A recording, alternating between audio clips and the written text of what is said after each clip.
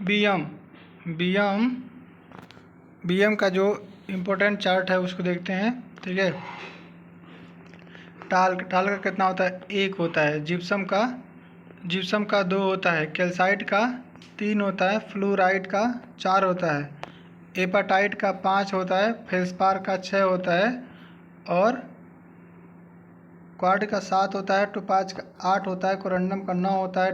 Diamond का 10 होता है। ये हार्डनेस है। मो स्केल पर इसका हार्डनेस मेजर करते हैं, जो मिनरल्स होते हैं उसका। तो ये उसका चार्ट रहा। ठीक है, टाल का 1, जिप्सम का 2, कैल्साइट का 3, फ्लोराइड का 4, एपाटाइट का 5, फेल्सपार का 6, क्वार्जाइट का 7, टोपाज का 8, कोरंडम का 9, डायमंड का 10। अब है कुछ रॉक, इग्नियस रॉक का एग्जांपल देख लेते हैं। तो एक्सट्रूसिव रॉक कौन कौन से है? जैसे इग्नियस रॉक 2 होता है, एक तो एक्सट्रूसिव, एक तो इंट्रूसिव। तो एक्सट्रूसिव देख लेते हैं। Basalt, trap, pumice, scoria, andesite, rhyolite, felsite और ऑब्सिडियन, ये सारे के सारे इग्नियस रॉक के और फिर उसके अंदर एक्सट्रूसिव के एग्जांपल है। Basalt, trap, pumice, scoria, andesite, rhyolite, felsite, obsidian. ठीक है, अब इंट्रूसिव के एग्जांपल देखें तो इंट्रूसिव एग्जांपल कौन कौन से है? तो ये 2 भाग में बढ़ता है। एक हाइपर वेसल और प्लूटोनिक। तो हाइपर वेसल का कौन कौन एग्जांपल है? डोलेराइट या डायाबेस, माइक्रोग्रेनाइट और माइक्रोसाइनाइट।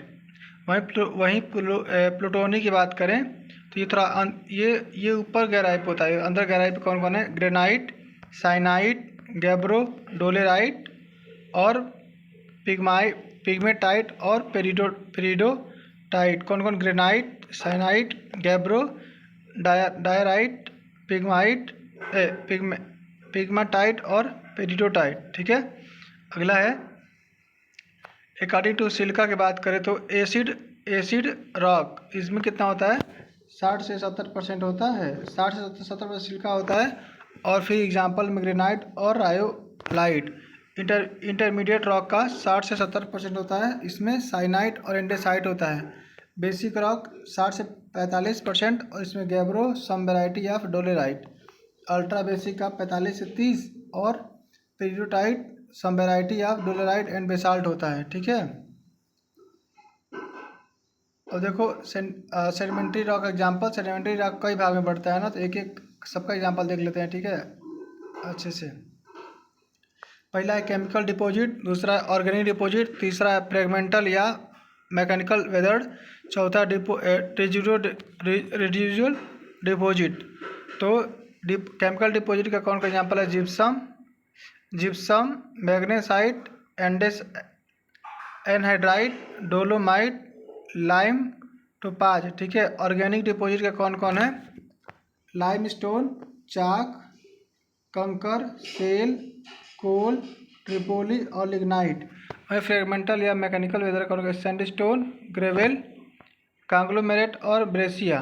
ठीक है, और रेजिडुअल डिपॉजिट कौन का? लेटराइट। कौन है? लेटराइट। सेल, जिससे सेल क्या है? SHALE जब लिखे तो आर्जिलियस होता है। और सेल जब कैलकेरियस होता है, जब सेल लिखे SHELL तो उसको कैलकेरियस में आता है। ठीक है, अगला है मेटामॉर्फिक रॉक। देखते हैं कौन किससे बना होता है। तो सैंडस्टोन से बनता है क्वार्टजाइट, सेल से बनता है सेल और स्लेट और फाइलाइट, मडस्टोन से बनता है स्लेट और फाइलाइट, ग्रेनाइट, साइनाइट और कांग्लोमेरेट, इन तीनों से बनता है नीज, लाइम, जिप्सम, डोलेराइट और मार्ल, इनसे बनता है मार्बल, लेटराइट से बनता है सिस्ट और बेसाल्ट से बनता है सिस्ट, और बेसाल्ट से इग्लोगाइट भी बनता है। ठीक है, अभी कुछ ब्लास्टिक एक्सप्लोजिव है, उसको देख लेते हैं। तो ब्लास्टिक पाउडर या इसी को बोलते हैं गन पाउडर। तो इसमें पोटेशियम नाइट्रेट 65 से 75% होता है, सल्फर 15 से 20% और चारकोल 10 से 15%। पोटेशियम नाइट्रेट 65 से 75, सल्फर 15 से 20, चारकोल 10 से 15%। डायनामाइट में क्या होता है? नाइट्रोग्लिसरीन और फाइन सेंड। कौन कौन नाइट्रोग्लिसरीन और फाइन सेंड होता है? ठीक है। ब्लास्टिंग जिलेटिन, ब्लास्टिंग जिलेटिन में क्या होता है, नाइट्रोग्लिसरीन और गन कॉटन, नाइट्रोग्लिसरीन और गन कॉटन। गन कॉटन क्या होता है, तो कॉटन का फाइबर के साथ में नाइट्रिक एसिड और सल्फ्यूरिक एसिड, कोई मैं कॉटन नाइट्रिक एसिड ले लो या सल्फ्यूरिक एसिड ले लो, तो उसके साथ ये गन कॉटन बन जाता है। जेलिनाइट, जेलिनाइट क्या होता है कि blasting gelignite plus absorbing powder, blasting gelatin और एब्जॉर्बिंग पाउडर साथ में तो जिलेटिन बन जाता है।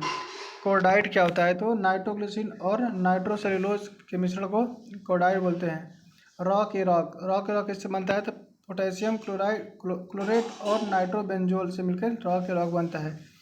स्टोन क्लासिफिकेशन की बात करें तो देखो, जब उसका हार्डनेस 17 से ऊपर होता है तो हार्ड स्टोन बोलते हैं, और मीडियम बोले तो 14 से 17 के बीच में, और सॉफ्ट स्टोन 0 से 14 के बीच में होता है। यानी हार्ड 17 से ऊपर, मीडियम 17 से 14 के बीच में, और सॉफ्ट 14 से नीचे होता है।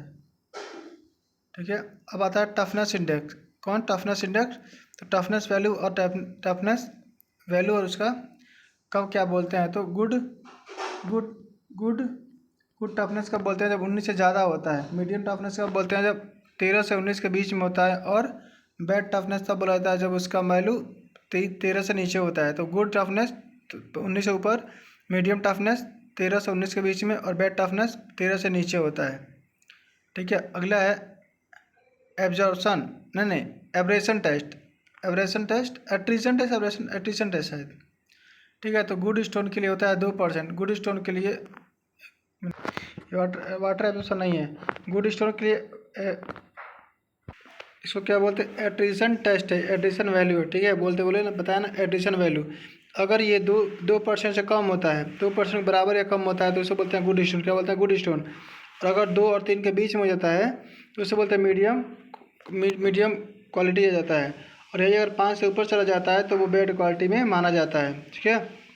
अगला है सैंड, और उसको देखते हैं कुछ स्टोन और उसके क्रॉसिंग स्ट्रेंथ क्या होती है, ये पूछ लेता है कभी कभी, इंपॉर्टेंट है। तो सैंड स्टोन का होता है 640 किलोग्राम पर सेंटीमीटर, सबके लिए है। तो ग्रेनाइट 700 लेकर के 1300, ग्रेनाइट 700 लेकर 1300, बेसाल्ट 1500 से लेकर 1800, 1500 से लेकर 1800, नीज 2100 से लेकर 2200, 2100 से लेकर 2200, लेटराइट 1800 से लेकर 3200, 1800 से लेकर 32, 18 से लेकर 32 होता है। वहीं लाइम स्टोन 540, लाइम स्टोन 540 होता है। लाइम स्टोन कितना होता है, 540। ठीक है। और मार्बल कितना, 700 से लेके 800, 700 से लेके 800। ठीक है। अगला है इंग्रेडिएंट। अब ये आ गया ईट होता है ना, ब्रिक का कम के जो इंग्रेडिएंट होता है उसका परसेंटेज है। ठीक है। तो सिलिका कितना होता है, 60 से 50-60%। एलुमिनियम कितना होता है, 20 से 30%। लाइम कितना होता है, 2 से 5%। आयरन कितना होता है, 3 से 5%। मैग्नीशियम कितना होता है, 1%। और अल्कालीज 1% से कम। ठीक है। सिलिका 50 से 60, एलुमिनियम 20 से 30, लाइम 2 से 5, आयरन ऑक्साइड 3 से 5, मैग्नीशियम 1%, अल्कालीज 1% से कम। अगला क्या है कि जैसे कि जब इफ्लोरेसेंस टेस्ट करते हैं तो उसमें आता है ये, अगर 0% जीरो होता है तो उसका कंडीशन नील बोलते हैं, और 10% से कम होता है तो स्लाइट, और 10 और 50 के बीच होता है तो मॉडरेट, और 50 से ज़्यादा होता है तो हैवी, और 50 से बहुत ज़्यादा होता है तो सीरियस। तो 0 पे नील, और 10 से कम स्लाइट, और 10 से 50 के बीच में तो मॉडरेट, और 50 से ज़्यादा तो हैवी, और 50 से बहुत ज़्यादा तो सीरियस होता है। ठीक है। अब ये है इसके टेराकोटा होता है। टेराकोटा में कौन सी कितना % में मिलाते हैं, तो क्रश्ड पोर्ट्री कितना 20% के आसपास होता है, और ग्राउंडेड ग्लास 10% के आसपास, सैंड 10 से 20% के आसपास, और ड्राई क्ले 50 से 60% के आसपास होता है। ठीक है। अगला है प्योर लाइम। अब कौन सा लाइम किससे बनता है, ठीक है, तो प्योर लाइम स्टोन से बनता है प्योर लाइम, डोलोमाइट से बनता है मैग्नीशिया लाइम, कंकर से बनता है हाइड्रोलिक लाइम, और सेल या कोरल से बनता है प्योर लाइम, चाक से बनता है प्योर लाइम, जिप्सम से बनता है प्लास्टर ऑफ पेरिस, और जिप्सम से स्वीट लाइम यानी स्वीट लाइम भी बनता है। मतलब आगे देखते हैं तो अगला ये टेबल है कि सीमेंट में कितना परसेंट क्या होता है। तो सीमेंट में लाइम होता है 50-60 से 65%, सिलिका होता है 17 से 25%, एल्युमिना होता है 3 से 8%, आयरन ऑक्साइड होता है 0.5 से 6%, मैग्नीशियम होता है 0.5 से 4%, सल्फर होता है 1 से 3%, जिप्सम होता है 2 से 3%, अल्काली होता है 1% से कम। ठीक है, अगला है लाइम। ठीक है, इसी 2 बार हो गया। ठीक है, आगे देखते हैं। अब टेम्परेचर देखते हैं। तो क्लिंकर जोन का टेम्परेचर 1200 से लेकर 1700 होता है। कैल्सिनेशन जोन का 500 से लेकर 1200, और डिहाइड्रेशन जोन का 250 से लेकर के 500। तो क्लिंकर जोन का 1200 से 1700, कैल्सिनेशन जोन का 1500 से लेकर के 1200, और डिहाइड्रेशन जोन का 250 से लेकर के 500 होता है। ठीक है, और जो इंग्रेडिएंट बनता है उसको एलाइट बेलाइट है। ये बेलाइट डी नहीं बेलाइट होता है, एलाइट बेलाइट सेलाइट। ठीक है, एलाइट 40% बनता है, और बेलाइट बी है, ये बी है। बेलाइट 33% और सेलाइट 11%, और फेलाइट 9.5% के आसपास ये बनता है। ठीक है, अब वाटर कितना यूज होता है। तो ये देखो C3S 24% वाटर यूज करता है, और C2S 22% की ज़रूरत पड़ती है। C3A को 53%। ठीक है, C3A को 53% की ज़रूरत पड़ती है। वाटर हो गया। अब देखते हैं कि उसका जो हीट ऑफ हाइड्रोजन होता है, हीट निकलता है, वो कितना होता है। C3S का 500, C3S का 500, C2S का 260, और C3A का 865, और C4A का ये 420 होता है। C4AF का 420 होता है, C4A का 420, C3S का 500, C2S का 260, C3A का 865, और C4AF का 420। ठीक है, अब इनिशियल सेटिंग टाइम देखते हैं। तो OPC का 30 मिनट, क्यूक सेटिंग टाइम का 5 मिनट, मैसोनरी सीमेंट का 90 मिनट, और लो हीट सीमेंट का 60 मिनट। ठीक है, और देखते हैं फाइनल सेटिंग टाइम। OPC का 10 घंटा, क्यूक सेटिंग टाइम का 30 मिनट, और मैसोनरी सीमेंट का 24 घंटा होता है। ठीक है, अब हम देखते हैं ये टेस्ट करते हैं हम लोग ना, consistency test, initial setting test, ये सब चीज़ें। ठीक है, तो जो सैंपल लेते हैं सब में 30 ग्राम लेते हैं, सैंपल सब में 30 ग्राम लेते हैं। ठीक है, और सब में बिकाट ऑपरेटर से यूज होता है। तो कंसिस्टेंसी टेस्ट की जब बात करते हैं तो प्लंजर का यूज़ करते हैं हम लोग। वैसे 25% से पानी ले जाती है, लगभग 25-30 के बीच में रहता है। इनिशियल सेटिंग टाइम नीडल से कर जाती है, और इसमें जो है पानी की मात्रा 0.85 पी ली जाती है। और फाइनल सेटिंग टाइम में जो है कॉलर विथ नीडल यूज़ की जाती है, जिसमें पानी की मात्रा 0.85 पी होता है। देखो दोनों में सेम टू सेम ही पानी की मात्रा है। ठीक है, अब देखते हैं जो साउंडनेस टेस्ट होता है ना, उसमें कितना स्पेसिंग लगभग होनी चाहिए किस सीमेंट की। तो रैपिड हार्डेनिंग है ये, हैंडलिंग नहीं, हार्डेनिंग। रैपिड हार्डेनिंग सीमेंट का 10 mm से बराबर या कम होना चाहिए। OPC का भी 10 mm से कम या बराबर होना चाहिए। लो हीट सीमेंट का भी 10 mm से कम या बराबर होना चाहिए। हाई एल्युमिना सीमेंट का 5 mm से कम या बराबर होना चाहिए। और वही सुपर सल्फेट सीमेंट का 5 mm से कम या बराबर होना चाहिए। तो ऑर्डिनरी पोर्टलैंड सीमेंट की बात, अब ऑटोक्लेव से जब हम निकालते हैं तो 0.8%। वही मैसोनरी सीमेंट के लिए 1% होता है। स्ट्रेंथ जब निकालते हैं तो पानी कितनी लगती है। तो पानी तो P/4 कंप्रेसिव स्ट्रेंथ जब निकालते हैं ना, तो पानी कितनी लगती है। W बराबर P/4 + 3.5, इतना पानी यूज होता है कंप्रेसिव स्ट्रेंथ ज्ञात करने के लिए। तो 7 दिन का जो स्ट्रेंथ होता है OPC का 16, 3 दिन का 16 होता है, 3 रहेगा। 3 दिन का 16, 7 दिन का 22, और 28 दिन का 33 होता है। यहाँ पे 3 कर लो। ये 3 दिन का 16, 7 दिन का 22, और 28 दिन का 33 होता है। अब बात करते हैं टेंशन स्ट्रेंथ टेस्ट का। तो ये तो हाईएस्ट कोड में नहीं है लेकिन करी जाती है। तो इसका पानी P/5 प्लस 2.5 P/5 प्लस 2.5 लगता है पानी, ठीक है। और इसका 3 दिन का जो स्ट्रेंथ होता है 2 न्यूटन पर एम एम स्क्वायर और 7 दिन का 2.5 न्यूटन पर एम एम स्क्वायर होता है, ठीक है।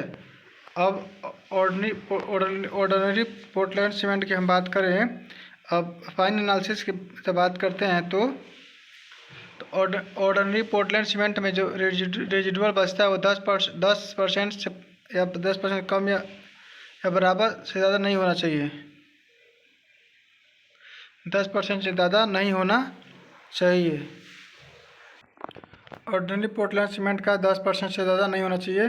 पोज़ोलाना पोर्टलैंड सीमेंट का भी 5% से ज़्यादा नहीं होना चाहिए और रैपिड हार्डनिंग सीमेंट का भी 5% से ज़्यादा नहीं होना चाहिए, ठीक है। अब देखते हैं surface tension, surface area, surface tension नहीं, ठीक है। सरफेस एरिया किसकी कितनी होती है, ठीक है। Surface area, specific surface area देखते हैं तो हाई एल्मुना सीमेंट का होता है 2250, ऑर्डिनरी पोर्टलैंड सीमेंट का होता है 2250, पोज़ोलाना पोर्टलैंड सीमेंट का होता है 3000, रैपिड हार्डनिंग सीमेंट का होता है 2250 और सुपर सल्फेट सीमेंट का होता है 4000 और लो हीट सीमेंट का होता है 3200, हाइड्रोफोबिक सीमेंट का होता है 3500, ठीक है।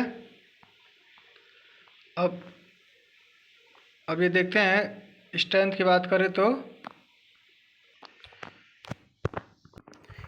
ये देखते हैं, देखिए ग्रेड 33 के लिए 3 दिन का स्ट्रेंथ 16 और ग्रेड 43 के लिए 23 और ग्रेड 53 के लिए 27 होता है। वहीं ग्रेड 7 दिन की बात करें तो 22, 33 और 37 होता है, 22, 33 और 37 होता है।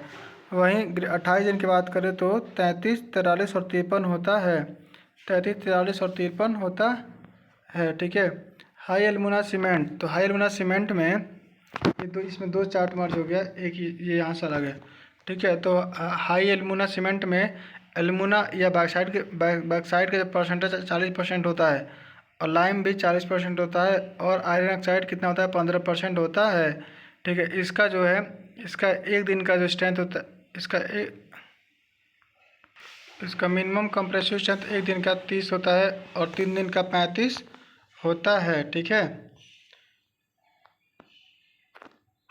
हाँ वो टेबल देखो यहाँ सही लिखा गया, वही टेबल यहाँ दोबारा से बनाए, ठीक है। तो ग्रेड 33 का कितना होता है, ग्रेड ऊपर से तक तीसरे दिन का क्या होता है, 3 दिन का क्या होता है 16, 23 और 27 और 7 दिन का 22, 33 और 37, 28 दिन का 33, 43 और 53 होता है, ठीक है। और ये देखो यहाँ सही है, एल्मुना का कंपोजिशन जो होता है 40%, लाइम का 40% और आयरन ऑक्साइड 15%। अब जो हम स्ट्रेंथ के बाद 1 दिन का स्ट्रेंथ 30 होता है और 3 दिन का 35 होता है। सुपर सल्फेट सीमेंट में क्या होता है कि स्लेग की मात्रा 70% होता है, स्लेग की मात्रा 70%, जिप्सम का 15% और ओपीसी का 5% होता है। और यही बात है, स्लेग 25% और मिनिमम 65%, ठीक है।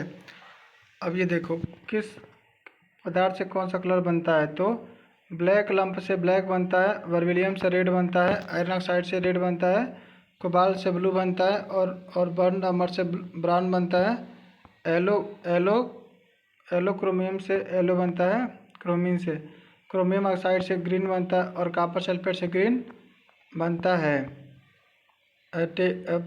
अगला ग्रुप ए, ठीक है। अगर ये टिम्बर की बात करें तो ग्रुप ए का कितना होता है 12.5 से ज़्यादा होता है, 12.5 से ज़्यादा होता है। ग्रुप बी का 12.5 से 9.8 तक होता है। ग्रुप सी का 9.8 से 15.6 के बीच होता है, ठीक है। हाई ड्यूरेबल या क्लास 1 को बोले तो 10 साल, मॉडरेट या क्लास सेकंड का बोले तो 10 से 15 साल और लेस ड्यूरेबल या क्लास थर्ड का बोले तो 5 साल, ठीक है।